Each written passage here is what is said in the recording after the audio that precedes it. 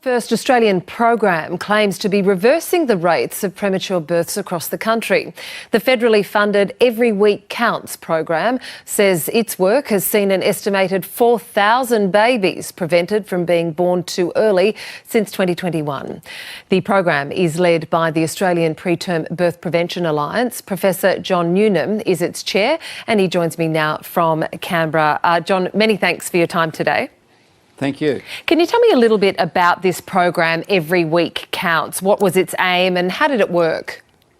So this is a national program. We started in mid-2018, though really cranked up after federal funding in 2021, where we across all of Australia, we've introduced 7 strategies to lower the rate of harmful early birth.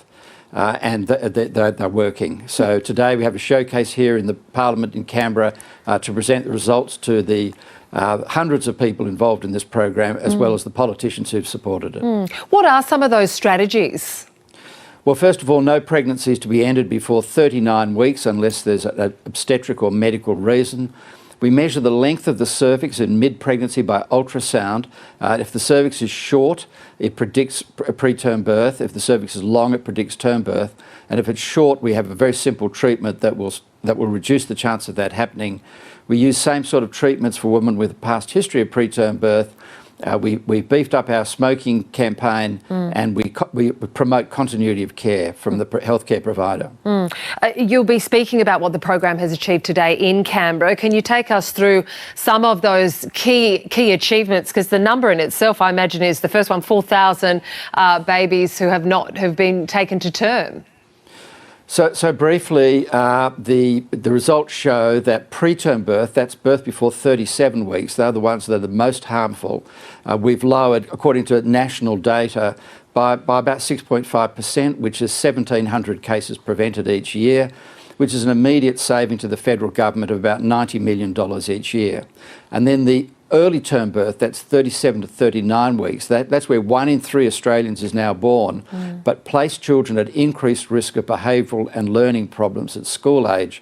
We've lowered that by 10%, which is 4,000 cases prevented each year so far. These are preliminary data, they're not for publication yet. We'll have the final data in a few months' time and then we will submit them for publication in the regular manner. But we decided to release the interim findings today because we're holding this national showcase in Parliament House. What are the main health concerns for preterm babies?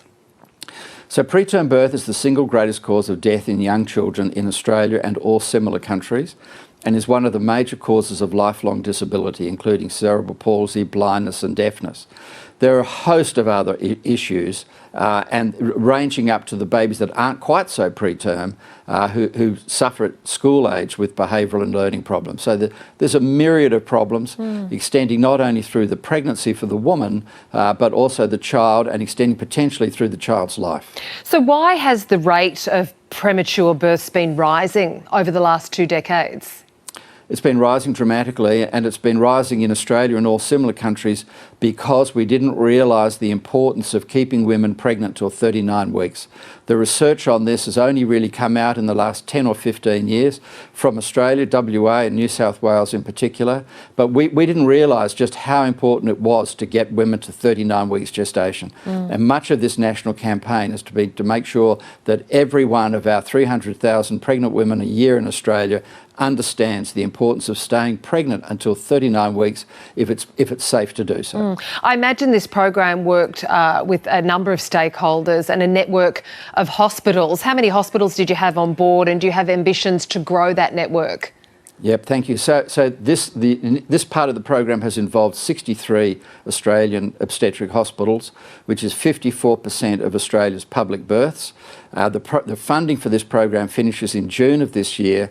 We're up for refunding in the May budget. If we're refunded, as we hope to be, that will enable us to get the other half. So we'll go to at least 90% of all public births, and then we have plans to engage the private sector somewhere along that journey. And just finally, John, how much funding are you after, and how confident are you that it will come your way?